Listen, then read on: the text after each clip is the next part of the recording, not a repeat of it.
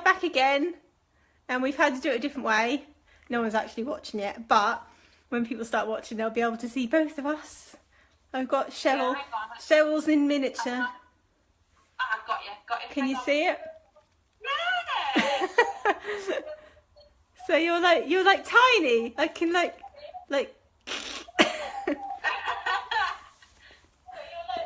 But I can. It's got a delay, so you'll have to mute the sound or something. Oh, I like it. I like what you've done there. Yeah, I look like a giant. Hi guys. Right, so this is our joint Q&A. I'm trying to think which way to look because got my phone set up here. This is a joint Q&A between me, Victoria from Customised Bling Things, and Cheryl from Elusive Rabbit, and we both customise and design shoes. Hello Ashley and hello Emma. If you guys have got any questions for us, then comment them. We've got a few questions from you. I'm sitting on the floor at the moment and it's really uncomfortable, but okay. So we've got some questions that you guys have commented on my Facebook page and on my Instagram and also on Cheryl's page as well, which I can pop the link to. Yeah, I was going to say I did do a shortcut for the link, and for some reason, again, I still can't see a way to stop this live. See, the live stream last time went really wrong, and I was trying to end it. She likes your hair, yeah. Smurfette. Okay, so shall we get started with some questions? Smurf a good time. Okay, let's get started with some questions, shall we? Because it's already like 40 minutes late. Right. First question is from, let's see, let's do this one, shall we? From Emma Miller. If you had complete control over how to bling a wedding dress, what colour and theme would you choose and why? What do you think? So if you could like create a wedding dress from scratch and make it any colour and design, what would you do? Both me and you? No, like what would you do if you could like design a wedding dress from scratch? Oh, do you know, have you seen the unicorn ones that have been around? Yeah, like the pastel, yeah, the pastel-y ones, they're really pretty. I'd make it multicoloured. Yeah. Did you know traditionally, before the Victorian area, all wedding dresses were colour? It wasn't until 1840 that white wedding dresses became tradition. And weirdly, this year, colour seems to be coming back in. So I actually think I would do a multicoloured dress. Yeah. As in, pastel colours underneath. I really like... I shared one a while ago, a dip dye one. You've seen that one I shared, didn't you? That I made the shoes to match. Yeah, that was nice. Yeah, that was... Yeah, that was really pretty. And I mean, when I got married, I actually had a deep red wedding dress. So I love coloured dresses because... Let's just say I'm not virginal. I've got 2 kids, so white didn't suit me, and I'm quite pale anyway, so it really like bleached me out. So I wanted colour, and like red is my favourite colour. So I had like a full-on ball gown red wedding dress. So yeah, I'd probably go for something really dramatic, and I quite like. I was really into like vampires and stuff when I was younger. So I love the kind of gothic with the big like bustle at the back and all that sort of stuff. So I'd probably go really sort of dramatic and over the top. And of course make it like blingy at the same time. Hello Megan, we're finally back. I've got tiny Cheryl. Tiny Cheryl with me. You look so little. Right, so that was from Emma. So thanks for your question, Emma. And we did say the other day that we're going to choose our favourite question from this live stream and pick one, and that person will get a mystery prize. So, yeah, she's in the middle of making the mystery prize, so it's a good prize. But if I have to get up and disappear for 5 seconds or whatever at short notice, that's because I'm waiting for a courier to collect a load of orders. So I might have to just get up and go, but Cheryl will keep you entertained anyway. So, okay, next question. If you guys have got any questions, then pop them down, say hello so we can see that you're watching. Okay. Jodie Ward, traditionally glitter is a woman's thing and a lot of your gorgeous items are for females. If you could create something for a real man's man, but with glitter, what would it be? So what do you, have you made stuff for men? You've made stuff for men before, haven't you? I have. Surprisingly, I made the pink pufferfish for a man. Yeah.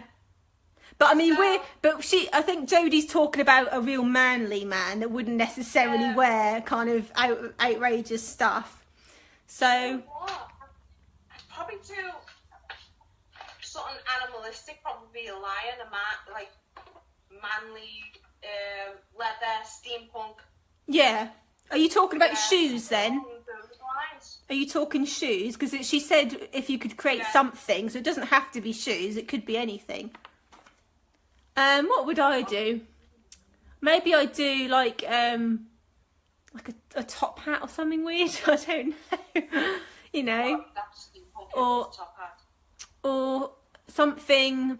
I was thinking randomly the other day, I would quite like to make a pair of shoes, and this isn't really for a man, this, to be honest, this is for like on heels, that look like a car with like wheels and panels and stuff like that. I was thinking that might be quite cool. But yeah, it's quite tricky because a lot of men aren't really into glitter and sparkle and stuff, but we get some pretty strange requests, don't we? Which really nicely leads on to Hayley Blakeway. What's the most strangest request you have had to bling? So that leads in nicely to that one. Well, I'm going to start with that one because when I first started and I was making mostly phone cases, I actually had a request to crystallise a happy poo on a phone case.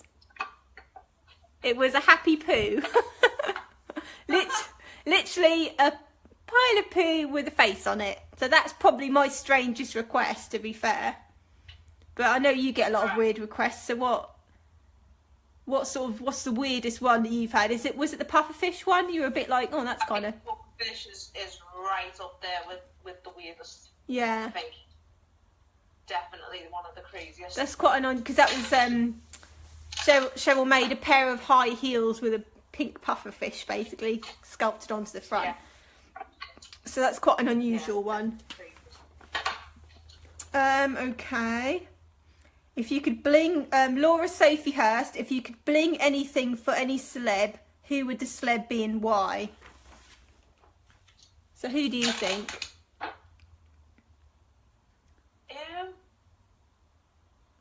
To be honest, I don't watch TV, so I don't know who the latest like big celeb is.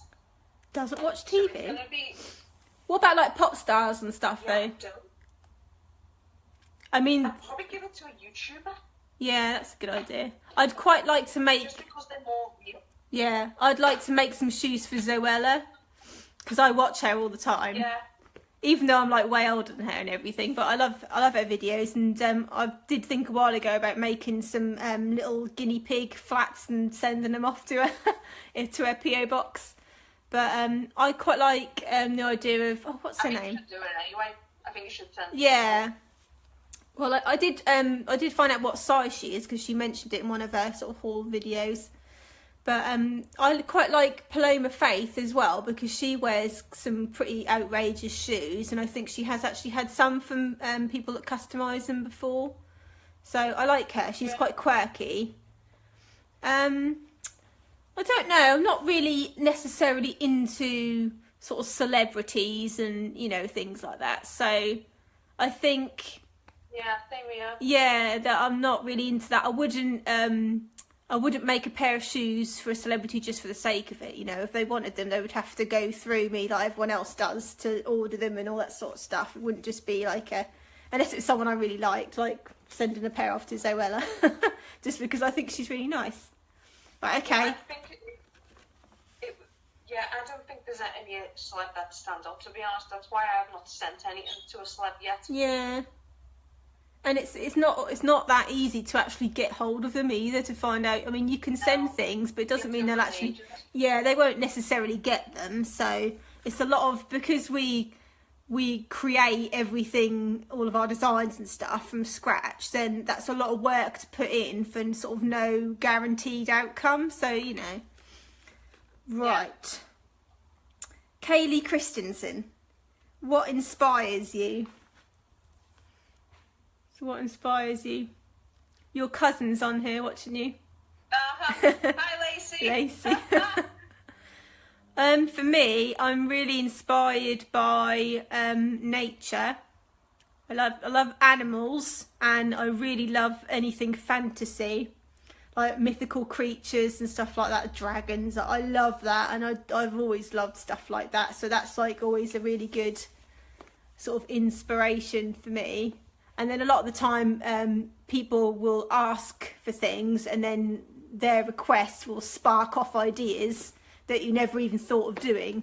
So, oh, Jenny's saying the screen's frozen. I hope it hasn't. But I'm still moving. Yeah, hopefully it'll kick back in. Let us know if you can still see us, okay, guys. Right, so Amanda's screen's fine. Sorry, Jenny, it's just you. Okay, so what inspires you then, Cheryl, with your designs? Well, I actually put a blog post about this in my notes section on the page. Yeah. From where my beginnings began, like from when I was a kid. So it started with Pokemon, basically. Yeah. With the little cartoons. Because I mean, you've like you've been arty, haven't you, from when you were little? Yeah, from very, very small. I Yeah. even used to try and sell the pictures for 20p. Yeah. So it was a little bit. Which I mean, business from the get-go. I've always been arty, Yeah. and my dad's a really good painter, and he can draw like amazing, and I'm always amazed with all the stuff he can do. And so I've always been quite arty, and I like to draw and stuff, but I've not done anything with that. I've not done any training or anything. It's literally just been like stuff that I've done. But I think you did sort of training, didn't you? Did you go to college and things? I did RGCSE and A level. Yeah. That's about as much as I did, and then I didn't do anything else after it. I chose not to go to uni, actually. Yeah. And then just continued with the business as it was. Because I struggle to if it's something that I don't particularly want to do, I struggle with it, if you know what I mean. Has to be something I want to do for me to be in the mindset to sort of be artistic and stuff, which is one of the reasons I didn't want to go into sort of graphic design and all that, because you're sort of given a brief and then you have to do that exactly. Whereas with what we do, I mean, with me anyway, I don't sketch up anything beforehand. People come to me with an idea and then I create something from that idea. There's no kind of restraints on it necessarily. So yeah, but it's nice because it's always different. There's always different things to do. Right, I quite like this question, Cheryl. This one's from Jenny, who hopefully she can watch this. Jenny Martin. If you had to choose between never using glitter again or never using crystals again, which would you choose? Easy question. Bye-bye, rhinestones. Crystals. Yeah. Bye-bye. I think I'd say the same, and that's only because you can do more with glitter, because you can use it almost like a paint medium. You know, where you can blend it together and create really detailed stuff and everything. I would miss using crystals because in the past I have made portraits and stuff out of just crystals, and it does look amazing when it's all finished. But it can be so tedious with crystals because you're adding them all one by one and all this sort of stuff. So that's what annoys me about rhinestones. Yeah. That is what really does get on my wick. So I think if when it comes to, I would always choose sculpting and glittering over rhinestones. Yeah. Anytime. I think if that's what the option was, and there weren't no other choice, then it would have to be glitter. Which is ironic because when I started, I hated glitter, and I never used it. I was always just crystals, and I never wanted to start customizing shoes because I thought, oh my god, they're just going to take too long, and I can't be bothered. And now that's all I do. So quite funny. Right, let's find. Have you got any questions from your post that you can ask? Oh, my questions are absolutely hysterical. Yeah, Cheryl's got some weirdos on her page. Not weirdos, they're a lot of it. So she's got some non-conventional questions, shall we say. This is why I love the madness of my page. Yeah. Because I get mad people, and this is why. Let me just get this up. But if you guys watching have got questions, then type them down, because like we said, we'll pick our favourite, and then that person will win a mystery prize. So, I mean, this is a Q&A, so we're more than happy to answer things. Some things we might not answer, but we will explain why we won't answer them, and there's a question that'll we can go into about that later. Right. Okay. So, let's do this. So the first question. Mrs. Penn Mac has asked, are oranges called oranges because they are orange, or is orange called orange because oranges are orange? Yeah. Well, this question requires thought mode. Yeah. So, let me get my book on. Well, no, Oranges, a history. Apparently, oranges are called orange for their colour. Well, frick, who the hell knows? This is what happens when I'm giving people the power of freedom to be creative. See, Hi, I've Katie. been given freaking oranges. Out of everything they could have asked me, they gave me oranges. I was actually expecting you, Elaborate, to actually give me the ultimate question, which is chicken or the egg? Wise one. Which one came first? Yeah. Chicken or the egg? Well, I would have answered that with the shoe, but that would have been quite an epic adventure. Yeah. Journey of how we came to that conclusion. But It's obviously, no, I think with oranges, thank you, Pen Matthew. it's obviously the colour. They're obviously named after the colour, because the colour was before. If someone had seen the colour orange, they might never have seen the fruit. So. Oh, speaking of fruit, if you're just joining us now, welcome to the Fruit Loop. But in all seriousness, has anyone seen the pineapple trend? Yeah, that's true. Yeah, there's pineapples are everywhere at the moment. I got a T-shirt from Primark a couple of weeks ago with pineapples on it. Let's just. I don't know if you're on my left. Yeah, you're pointing at me. Yeah, it's like an ET This moment. Bonnie had mentioned pineapples, and since she mentioned it, I now can't unsee the things. Yeah. So now there's ornaments and curtains and. I keep linking it. I keep tagging you. Stuff all over the place. I keep tagging you, and oh no, it's something else with a pineapple on it. But what do you guys think about pineapple shoes? Because I am seriously considering it at the moment. I was a bit like, I don't know, but now I am quite serious about thinking, yeah, pineapples everywhere. This might actually become a serious request. I can just sense the request. Well, to be fair though. Yeah, but to be fair, I mean, fruit on the shoes is quite a common thing. I mean, watermelon I've seen a lot. I've seen watermelon, strawberry people have done, you know, yeah. So, I mean, it's been done before, but it's finding a new way to do it, I think. And I think it could be done. But the thing I always find is that by the time I've got around to actually doing something that's on trend, the trend is over. So... Oh, true. I'll make them, and then it'll be like, oh, pineapples are so early 2017, they're not in anymore, and I'll be like stuck with a pair of pineapple shoes. So True. we've got a couple of questions. Oh, Lacey says, sorry Cheryl, I'm no longer your cousin. So I don't know what that's all about. It's because she has a tendency to do that, but unfortunately she's related to me. Is it because she disagrees with your orange thing? She disagrees with everything. Oh, yeah. To do with me. Right, Kirsty Bates just asked this question. Since finding your friendship through customising products, do you have anything else in common? Well, we're both really loud, as you can tell. Yeah. I can't seem to talk quietly when I'm on these things. But it's funny actually, because didn't you say to me the other day, you were like, how did we meet? And I was trying to think about it, and I think I just like messaged you randomly, didn't I? And I was like, oh, I really like your stuff. And some people can... Yeah, you know what it was? It was the, hey, hon.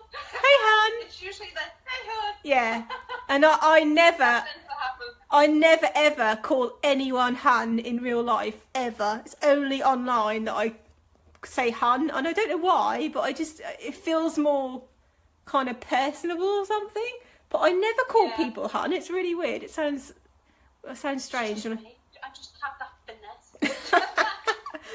But yeah, I like message. I'd seen Cheryl's page, and I liked her stuff. So I thought, oh, I'm a nice person. If I like someone's stuff, even if they do the same sort of thing as me, I don't see anything wrong with sort of saying, hello, I like your stuff. Although some people can be quite defensive and think, well, hang on, she does what I do. Why is she liking my stuff? Oh, she's trying to copy what I do and all this sort of stuff. It's not that. It's just I'm just being nice and saying I like what you do. But we started chatting through that.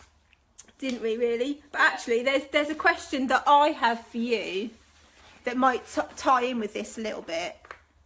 Okay, go on. Right, it was... Right, so we can ask each other this one, but it was if you could air quotes steal one of my designs, or if there's a design that you think, oh, I wish I'd thought of that one, which would it be and why? Is there any of my designs that you think, oh, I wish I got that one? She's going to be like, no. The which ones? Your scenic foxes on my. Oh yeah, like the woodland ones with the Because if I was to steal it, I'd sculpt the trees. Yeah. That's the only reason. I think with your stuff was when I first saw your page and I saw the dragon ones, I was like bugger, because I kind of been considering doing something similar, but I was going to do it around like the back of the shoe. But then when I saw you done it, I thought I'm not even going to attempt it now. But those ones, I was like, oh damn, she's beat me to it. And then recently the new dragon Typhon, is it they called? Yeah. Those ones, I was like, damn, she's done it again. She's beat me to it. As always, dragons. You keep beating me to it on the dragons. But if I could like, I can't help it. if I could like pinch one of your designs, it would be those ones. Oh, nice. Have you got a question for me? Right. It's good, but do you know what? It was similar to what you already answered previously. Yeah, probably. Can you guys hear Cheryl okay? About a men's shoe. I was actually going to say, if you were to start a men's range, what would you start off with? But someone's actually already pretty much asked that. I don't know. We both do women's shoes. Yeah. I'm actually curious, if we were both to do a men's shoe, what would you do and what would I do? That's what I was actually curious about. I don't know, because I don't know anything about men, to be honest. And the men that would wear something that we would make, not necessarily men, if you know what I mean. They're sort of a bit more flamboyant and out there. So it's not too different from what we would do on women's shoes. It would just be on a man's shoe. I think your T-Rex ones would be good for a man. Yeah, that's true. Yeah, they're more kind of... Like in a metallic form. I think that could come across quite masculine if done. Yeah. Yeah, that's true. Yeah, I mean, everyone loves dinosaurs, and I am planning on doing some more of those ones. So that's probably the most sort of manly thing I've done. I mean, even the dragons, but they look a little bit girly, but you can make them look sort of more menish. But yeah, I think I've got some questions from Instagram as well, actually. Let's have a look. Okay. Oh, that's funny. Someone's asked, Super Panda Gem has asked, would you make some fabulous men's clothing too? Shoes, bow ties, etc. So basically... To be honest, I probably wouldn't, unless I was specifically requested, and it would be like a one-off kind of thing. I wouldn't do a men's range, because I don't think there's necessarily a demand for it. Yeah, Cheryl would, and I definitely would. Yeah, and that ties into actually my next question, because I'm gonna ask, what do you admire most about each other? And the thing I admire most about Cheryl is she's absolutely fearless when it comes to design and stuff, because I'm really wary. A lot of times I think, how am I going to make this when I'm asked to do things? And Cheryl, she just don't care. She'll just do it. You're just like, you just find a way to make stuff. I mean, you should see, she's been like, you know, she gets electrics out, she'll be using a soldering iron, you know, and making things light up and flash, and I don't have a clue how to do any of that. So that's quite, for me, it's quite daunting when people are like, oh, can you do this? And I think, yeah, I'll do it, but I have no idea how I'm going to make it. Whereas Cheryl's just like, oh, yeah, that's fine, no problem, whatever you want. So that's what I admire most about you. Hint, hint. Oh, thank you.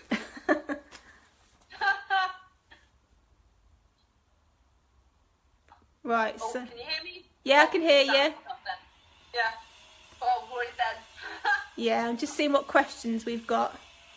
I've got some more. I've got quite a few. Oh, yeah, go on then. Okay, right. Next one. From Emily Harding. If nobody can see the glitter, does the glitter still sparkle? Yeah. So let's see. Next question. Then I'm going to answer it with some history because I'm sad like that. Yeah. That's basically the same thing as saying if a tree falls in the forest, can you still hear it? Or yeah, it's similar, yeah. I mean, yeah, it still produces a sound and glitter still sparkles even if you're not there to look at it. So that's true. Yeah. You could argue the toss that glitter was invented in 1934, and it was actually invented by accident by a Russell. Was it Russell? Oh my God, I can't remember his name. Hushman something. I'll have to check that out. So he actually invented it by something to do with cutting and crushing oil. Yeah. And we would never have had glitter today had it not been for him. Was that I wonder if that was related to when they started making tinsel. Yeah, I think that's how I think he did it as well. I didn't say that specifically when I looked it up. Because it's just tiny tinsel, isn't it? Well. Yeah, I wonder if it's to do with that. Yeah. But, yeah, that's an interesting fact for the day. Do you know what? I'm a Google freak. I'm resourceful with the word of the day. Let me just check who else. See what other questions we've got. I'm loving your questions on here. From a Gemma Hurst Phillips. Yeah. If the rabbit is elusive, would that also make him here or it elusive? Well. See that. Where do I start?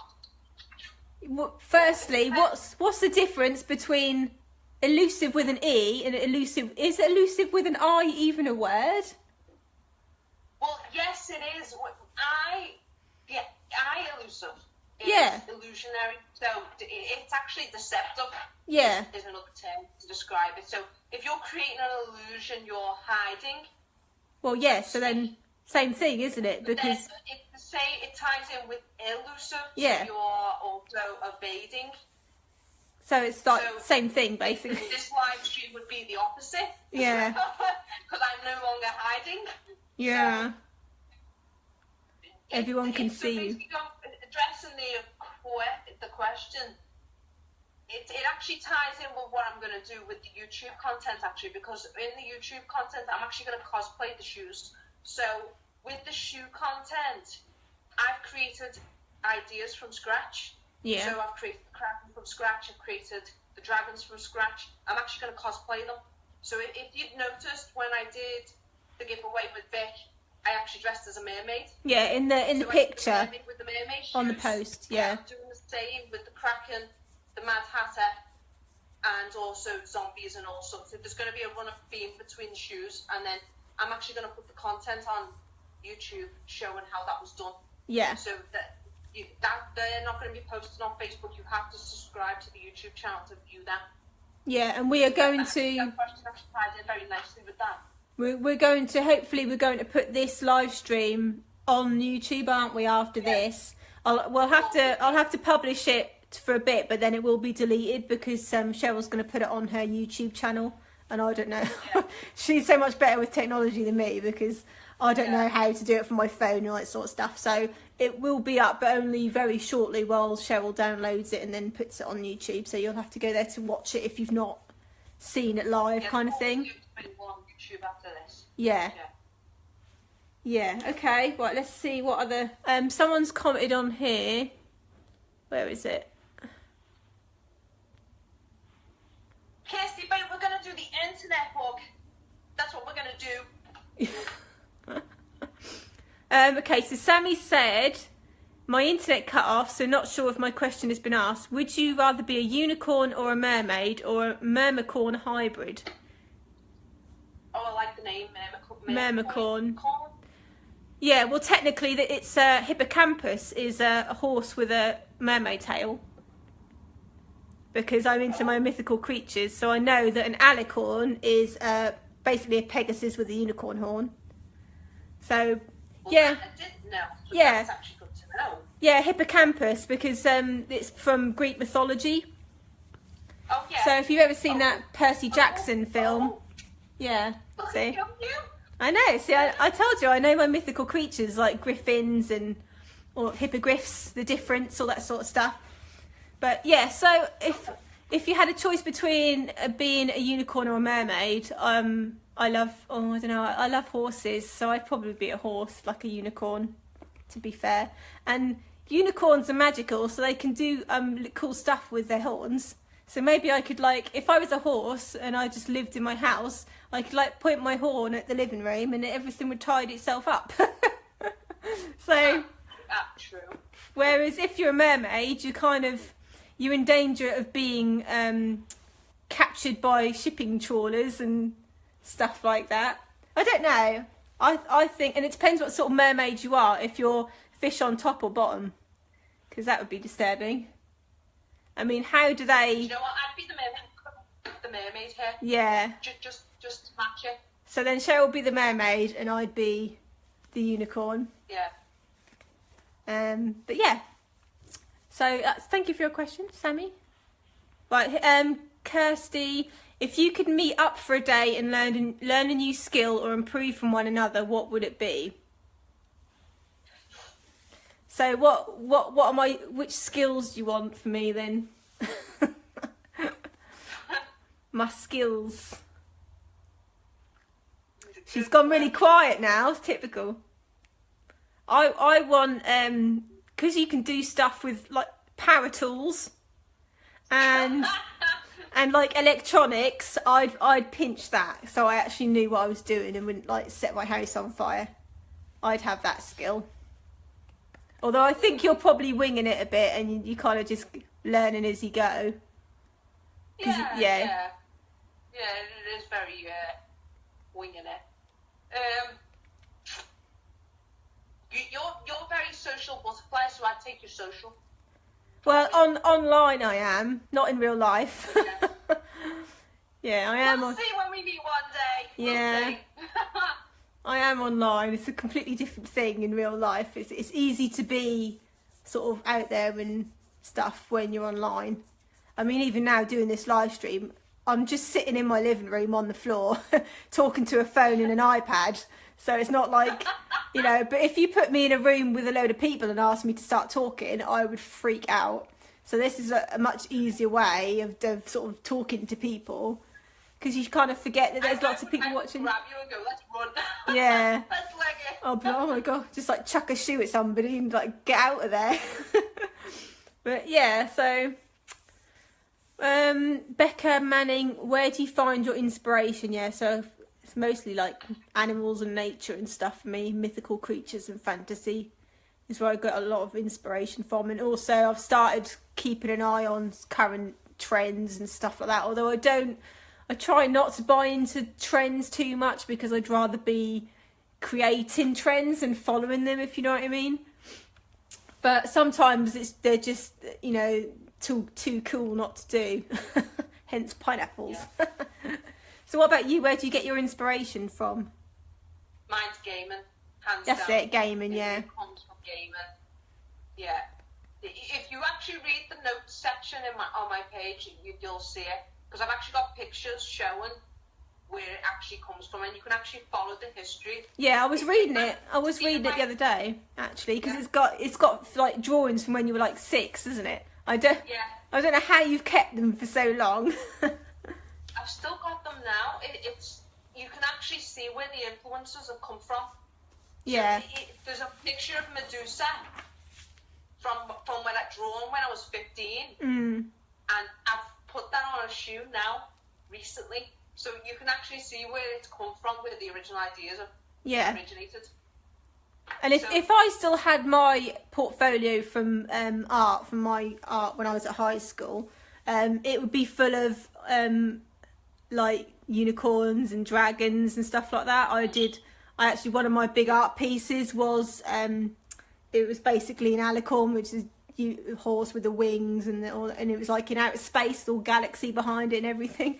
But yeah, because I didn't want to do anything else but sort of animals in some way, because I prefer drawing animals. I can draw people, but I find it so much harder than drawing animals. So I'd much rather draw them. And I've always loved animals. I used to work with animals, so that's like a huge influence for me. But okay, right, like another question. I have a question. Yeah, go on then. You ask one. Another riddle. So it's from our Candy Vine. Yeah. If a tree falls but nobody is around to hear it. Oh no, hang on. Yeah, we did this once, didn't we? Well, we kind of did it. Yeah, we kind of, because we did the same thing with glitter. Yeah. Which is like the same thing. So I do have another one from Stacey Dennis. Okay. Doesn't expecting the unexpected make the unexpected the expected? I love the logic of these people. Yeah. True. So how would you answer that, and then I'll tell you what my answer is. Yes. Basically, yeah. So, if you expect it, yeah. I find it's unpredictability. So if you make something, if we tie this into what we do, yeah. If it's unexpected, I think you do better. Yeah. So it's like improv. So if you make something on the spot, it tends to be better than something that's planned. Yeah, very true. So and that's why I a lot better than something that you would plan outright. I think it's much better when you have the freedom to do something. Yeah, you've got the freedom. That's why I don't draw up plans or anything of designs. I'm given an idea or a theme, and I just go with it. Because a lot of the time, I think if you do pre-plan something, if you just gone with your imagination and just kind of done things as you were making it, you can come up with some much better ideas. So yeah, that's true. Yeah. Definitely. Have you guys got any more questions for us? Oh, hang on. I have another one if you want me to. It's actually quite a famous quote. So, does anyone know what this is? So basically, it's from a Rebecca. I hope I pronounce your name correctly, Becca. So it's Becca Ekria. I hope I pronounced it correctly. Yeah. She's asked, why is a raven like a writing desk? Now, for those who don't know, it's actually a very famous Alice in Wonderland riddle and quote created by Lewis Carroll. I'd be surprised if someone didn't know that. No, I'd be surprised too. So basically, it was answered. The riddle was answered. Yeah. To most of the fans' satisfaction, it wasn't the greatest answer. So I'll just read you what Lewis Carroll's actual answer was. Okay. So his answer was basically, he said in the original book there was no answer, but to end ceaseless fan letters, he went ahead and thought of an answer, which seems a little bit lazy, to be honest. But I actually am a fan of Carroll anyway, because it can produce few notes, though they are very flat, and it is never put with the wrong end in front. I'm sure your fires are now often sore from the repeated slapping they took after you read that line. So that is what basically Lewis Carroll said when he was prompted about why is the raven. But the thing is, to me, I mean, was it the Mad Hatter that says that in the book? I can't remember exactly. Or the hare? What? Either the March Hare. It caused such controversy at the time. Yeah. I remember being passed down in history. To be honest, Becky, you did a good question there, to be honest, actually. Because if it was one of them, a lot of people if have it their own interpretation of it. keep talking over each other. But if it was, from my point of view, if it was either the March Hare or the Mad Hatter that said that quote, then the whole point is they're mad. So nothing they say makes sense. It's not supposed to make sense. It's not supposed to, because they're mad. So in their heads it means something, but to anyone else it doesn't mean anything. I would have thought. Yeah. It means nonsense. It means nonsense. Exactly. Yeah. I was trying to explain to Melody the other day. I was trying to explain to her about unbirthdays, and she couldn't get it. And I was basically, any day that's not your birthday is your unbirthday, and she was just like, what? So that confused her a little bit. Yeah. Okay, we've got a question from Abby, and we've also got one. I don't know if I took a screenshot of this. Oh, hang on, I think I did. The other day that we were going to talk about. Yeah, okay. So, Abby Glitz, what materials do you use to make your moulds and why the tin foil? And on a similar note, Samantha Morgan. Is that from my dragon? I think so. No, I think she's talking about you. But I mean, I have shown a tin foil on my things before. And then Samantha also said something similar the other day. What do you use to mould on your shoes and to seal them? I bought a pair from somewhere else and they have cracked and glitter come off. So we were talking about this the other day, weren't we? About how we get a lot of people that sort of ask, what do you use? How do you make this? And things like that. And what were we sort of saying about it? We were debating about this, and to put it bluntly, we don't reveal it, and yeah, and the reason for that is just genuine respect between businesses. So it's a trade secret for a reason. Yeah, because we've researched it, we've been resourceful, we've watched tutorials, and to answer your question about the tinfoil, it's because I watched the tutorial, and since then I made the dragon back in 2015, and I would never use the tinfoil again. Yeah. Actually, because it was actually a nuisance to colour. All that did was cover some gaps for me. Yeah. That's all it done. It was actually just a useful tool just to make it easier for sculpting over. Other than that, I actually think tinfoil is quite useless. Yeah. To be fair. I mean, the thing is that what was I going to say? We spend hours and hours and hours and days and weeks researching online, looking for different supplies and things to use, and then testing them out, and then, you know, creating our own sort of methods and things like that. Rather than, I mean, sure, we've watched YouTube videos, and I mean, that's how you sort of initially look into this sort of thing, because I didn't know how to sort of sculpt things and things like that. I'm just learning as I go. But we're not just going to turn around. I mean, bear in mind, we run a business. This is our business, and we sell things. So we're not just going to give, you know, if someone messages us and says, oh, can you tell me where you get this, how you make this? Yeah. We're not going to write a to-do list and give you all of our suppliers and tell you exactly how everything's made, because that would be a really stupid idea, because, you know, we're sort of kicking ourselves up the bum if we're doing that, because we have spent so much time researching this stuff. Yeah. So totally agree. We're not sort of being horrible and saying, oh, you know, we're not going to tell you.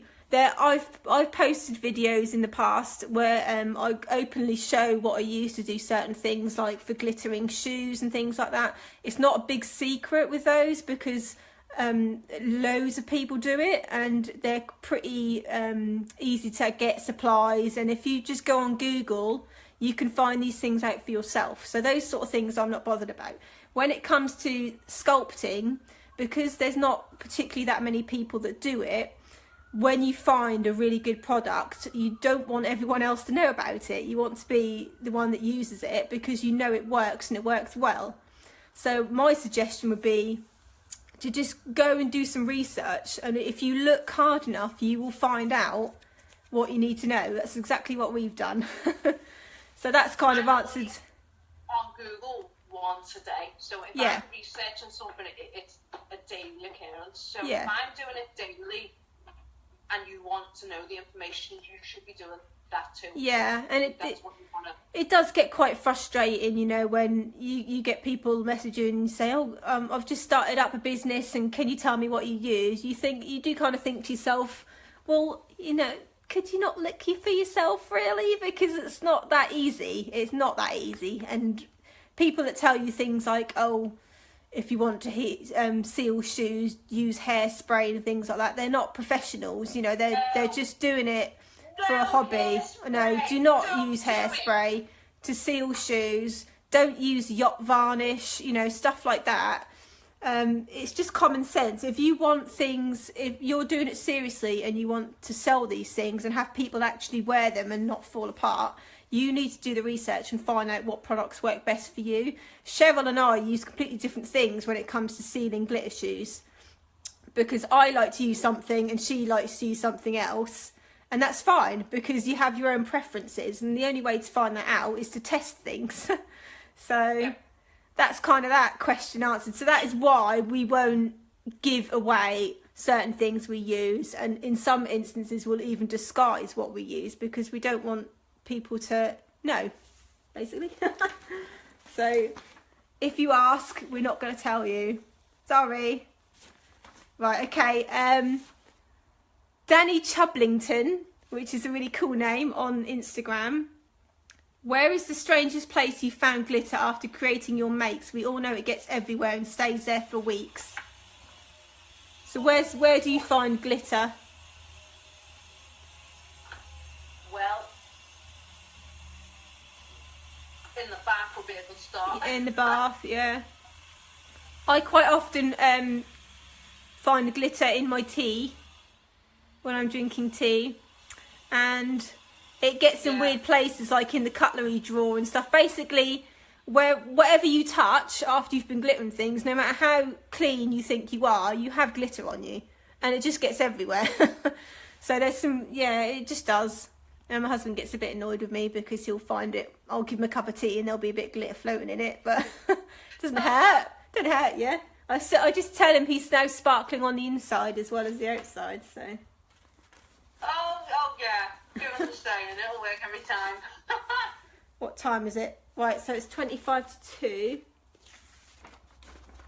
So, have you got any more questions? Let me just check I haven't missed anyone. Hang on. Yeah. Don't want to miss anyone out. Have you got any questions, guys? Glitter Still Sparkle Raver did that. Unexpected did the Elusive, did oranges. Lady mentioned makeup, but that's unrelated. Yeah. I've done everything. I think the last one I had, which might... I had one question I had was, who has been a big influence or inspiration in your life? In relation to you, like your work and stuff. And that's just my question, that's not from anyone else.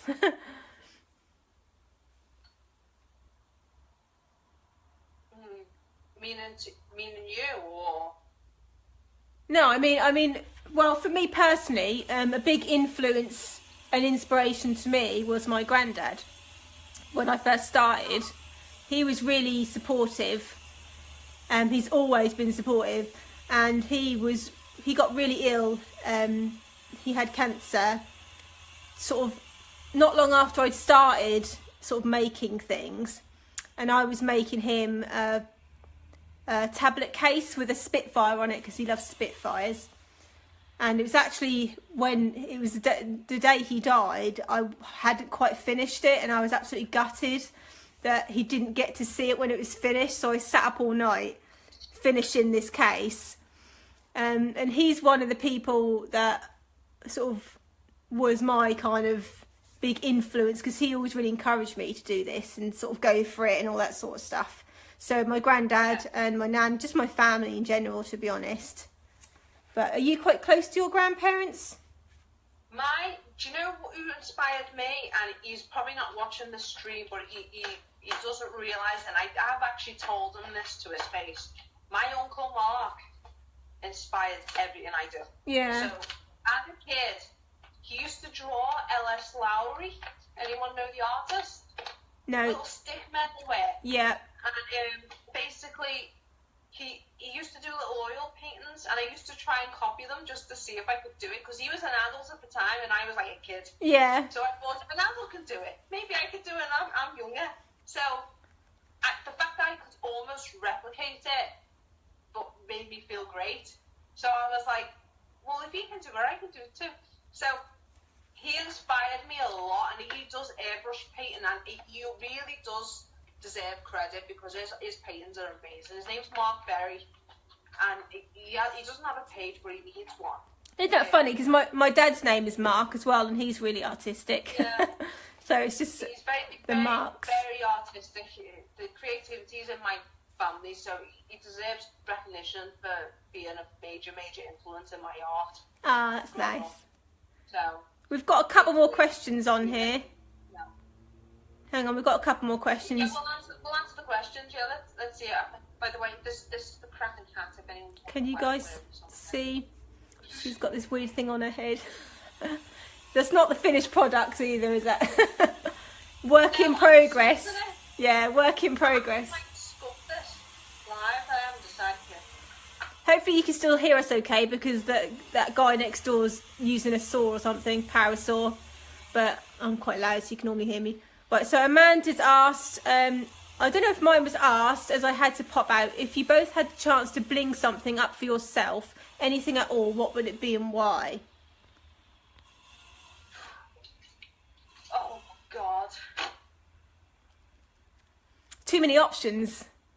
I was thinking about this last night because I saw her comment. I think it. As well. Yeah, I know. I did see this comment the other day. Speaking about this, I think. The question had me stumped, Amanda. Yeah, it took me a while, and then I thought if I had the time and the patience, I would probably either do like a full-on like mural in like my house. Oh yeah. On like a whole wall, or like a big painting. Right, the courier's here. Can you just chat to him for a second? I'll be back in a second. Okay, yeah. Muriel's a nice idea, actually, now that you mentioned it. If I was to do my own bling up thing, I would probably do what I intend to do in the next few weeks, which is the Kraken wings. So, what I mean by that is, there's going to be something you put on your back, so it's like an accessory, and the tentacles come out the back end, so you wear it like a set of fairy wings, but it's not fairy wings, it's tentacles, almost. So it'll come out and over, almost over your head. So it's almost to match what I'm wearing on my head at the moment, which is the Kraken Fascinator. And it'll become as part of a suit, almost. So it'll be cosplayed as well. But that would be something I'd make for myself, for promotional purposes as well. Sounds good. That would be what I would do. Because everything I do is probably Kraken related and dragon related. Yeah, that's true actually, isn't it? But I always find... Krakens and dragons. See, I hardly ever make things for myself, because I always feel guilty that I've got orders to be getting on with. Yeah, people have paid me to make things.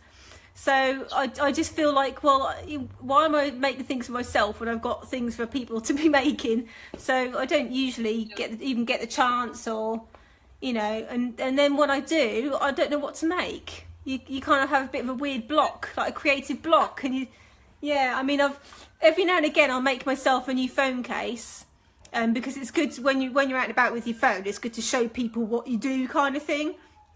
But the last one I made is literally just a single colour crystal, because I couldn't think what to put on this phone case, so I just went with plain. I think the phone case is a good one. That one you can just take anyway. Yeah, it is. It's really good for like promotional, because if people say, "Oh, what do you do?" and even though it's like a basic, it still gives people an idea, and they can see the sort of craftsmanship and everything, and how well it's done and stuff like that.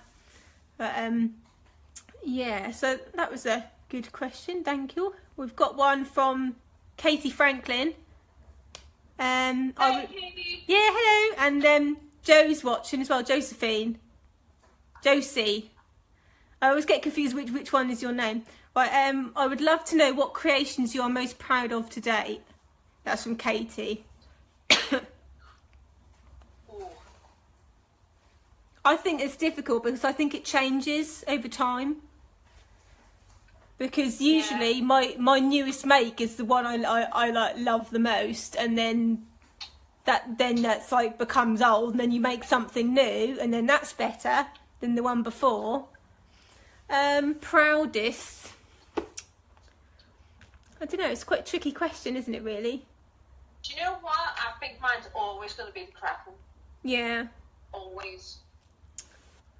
I don't have one set one. I think there tends to be like different styles, like the ones you mentioned before with the like the foxes and the wolves, the 3D ones with the glitter wood. That really stand out. Yeah, those ones. I think when I had planned them out in my head, they turned out. Sometimes things turn out better than you think they will, and they were one of those things. That I was like, wow, that came out really well. And I was really surprised I'd managed to kind of do it. The same thing happened with the Velociraptors, because I've never sculpted anything in my life before. And the first time I did it was the Velociraptor heels, which if you go and look at my albums, you can see, which is basically a Velociraptor's face on the front of a shoe. And that's the first time I've ever sort of sculpted anything. And I was really pleased with how they came out. So that's probably quite a proud thing. Yeah. Yeah. Have we run out of questions yet? Because I just be. If you've got any more questions, let us know. Otherwise, we'll wrap it up. And then we'll choose which one was our favourite question. Oh, I have found one actually from Hayley Blakeway again. How long does it take you to completely finish? I'm guessing she means a pair of shoes. I think we did talk about this the other day. It's hard to put a set time on it because each design is different. But I mean, it can be anything from, I'd say the absolute minimum, if I had nothing else to do and I was just concentrating on one pair of shoes and it was just something basic like just glitter in them and that was it. A day, I can do that in a day, but because I have and I think Cheryl's the same, because we have like multiple orders at the same time, and when I say multiple I mean like we're talking a lot going on at the same time, then we finish them over weeks, because when it comes to custom shoes you do a little bit and then you have to leave it to dry, and then you go back and do a bit more and then you have to leave it to dry. So That's the problem. Yeah, it's the drying time. So, although there's some things that are more time consuming than others, like sculpting's quite time consuming, but then again, glitter in a pair of shoes can be quite quick. So it just depends. There's not really a set time it takes to actually sort of finish a pair of shoes, but I think my completion time at the moment is 4 to 6 weeks, and I think you're on 6 to 8, aren't you? Yeah, I'm ridiculously busy. Yeah. So at the moment, I have to keep it at 6 to 8 weeks, but the summer's slowed down a little bit, so I can actually get. I've been shipping in about 3 weeks now. Yeah. It's just the last remaining orders have taken up to 6. And I mentioned this the other day actually, because we're in a group called the Shoe Collaborative, which is a group run by shoe designer pages, people that own shoe businesses and customize them.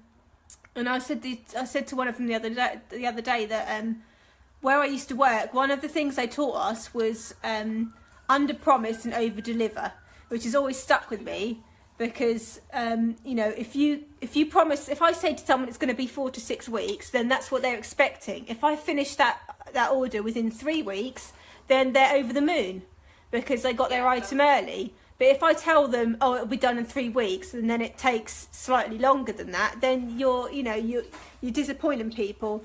So it's always better to give yourself more leeway, because things happen, you know, stuff pops up, things go wrong. So yeah, basically, but you carving your hat. I am. I'm sculpting. It needs to anyway. It's just need to. But I think we might have come to the end now. Oh, hang on. So, If you could bling a whole room, what theme would it be?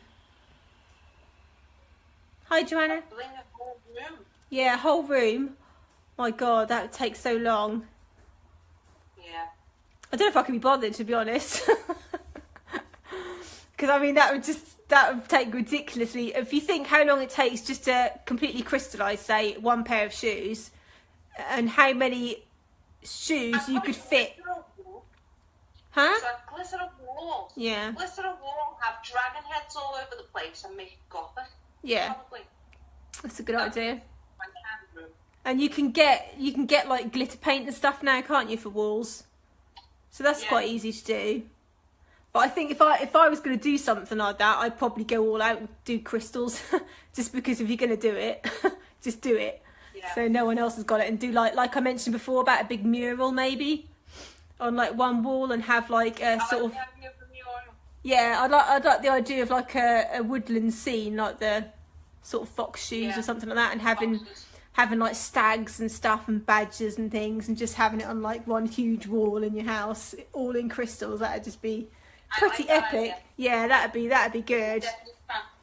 I mean, you could do it in glitter as well, but I think just doing it in crystals is just like, whoa, would really.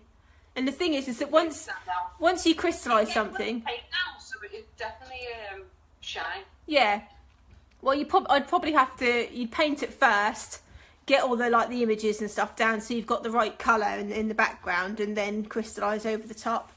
But I mean, the thing with crystals is that once you've got them all on there and they're all interlocked and everything, you can wipe it all down and stuff, you know, so you can keep it really clean and shiny. So, but then again, that might be. Can you imagine at night time when you turn the light on? It'd be blinding, in your face. Oh my God, yeah. What? Do you have any preference for our favourite question? I'm gonna have a look now. I was wondering whether have we got a prize each? We have, haven't we? Well, we could do. Hang on. See, I've got 1, 2, 3, 4, 5, 6 on mine. Hang on. And there is.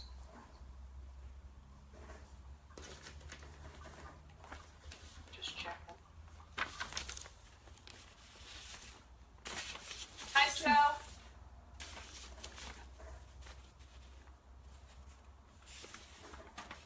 There was one question I liked. 3, 4, 5, 6, 7, 8, 9 on yours. Yeah. Right. So we've got 15. We've missed one. What's the strangest request you've had to Bling? By a Hayley Blake White. Yeah. Did we do that one? Yeah, we did do that one. Okay. Yeah, because I told you about the poo, the crystal poo on a phone case. Yeah. Sorry. Yeah. I remember it. But I did like the question from Jenny, which was if you had to choose between never using glitter again or never using crystals. I like that one. I like that one. Is it one each to the page then? We can do that if you want. Yeah, because there's one I particularly like. For your one, yeah.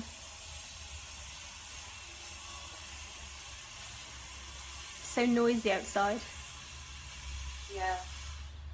Well, I think for me anyway, for my winner, You've been excited. I'm going to choose Jenny Martin for her question.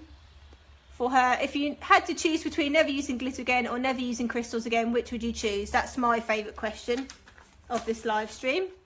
So Jenny, if you're still watching, then message me on my page, or I'll click on your comment and message you and let you know that you've won.